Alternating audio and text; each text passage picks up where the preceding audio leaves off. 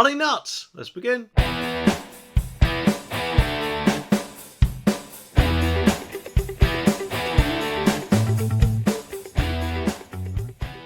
The article says that 3 Just Stop Oil protesters, who of course disturbed an Ashes test at Lord's Cricket Ground by throwing orange powder on the pitch, have denied aggravated trespass. Jacob Bourne, who is 27, Jadit Murray, who is 69, and Daniel Kaur, who is 21, stopped play during the second test between England and Australia on June the 28th. They all pleaded not guilty at Westminster Magistrates Court to aggravated trespass, having been accused of disrupting or obstructing a person engaged in a lawful activity. According to the charges, having allegedly trespassed on the venue, the trio entered a restricted pitch area and interrupted the match by throwing orange powder onto the pitch. But of course the group are disputing the allegations and say they want to hear proof that the property is actually private. Westminster Magistrate Court heard Hussein Hassan, try saying that 3 times drunk, defending said that the trio think it's possible for a person to, wait for this, enter a field without the match being disrupted. I mean, how can that be? Because if you're on the pitch, then what else are you going to be doing, eh? Mr. Hussein also challenged prosecutors to prove that the match was lawful, which,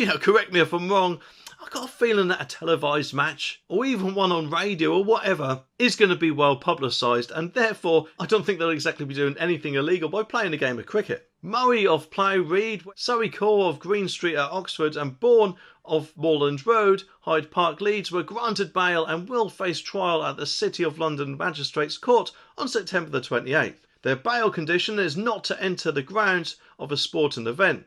Also in court was Just Stop Oil climate activist Rachel Mann, who is 64, who was banned from London for 12 months after pleading guilty to causing criminal damage in the Bank of England in a separate incident on Halloween last year. Mann, who caused £6,890 worth of damage by spraying the words Just Stop Oil in orange paint on the building's wall, was also made to pay £1,000 in compensation and a £114 legal fee. Personally, I think she should have been made to pay the full amount, not let off with £1,000, because how else is she going to learn? But anyway, she told the court, "I didn't do what I did lightly." Yeah, right. "I did it because I was desperate, and I am still desperate now." Austin Epsell, who is 75 of Chippenham, denied causing £5,543 and 80p worth of criminal damage in relation to the same incident. Oh, the joys of modern day protests, eh? It's kind of like a free pass for idiots to cause all sorts of chaos and mischief, isn't it? All in the name of a cause. Surely they must think, who needs rules and consequences when you stand up for what you believe in? I mean,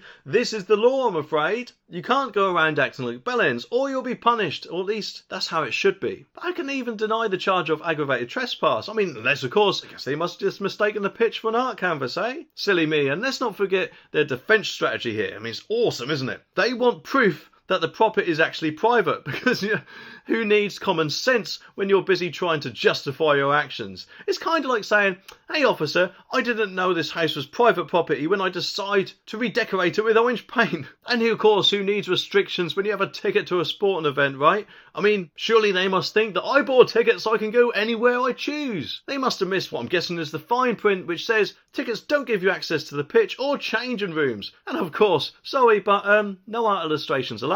The funny thing is though, is in this video where apparently Keir Starmer might soon have to pay for all of them, which I personally think would be as just desserts.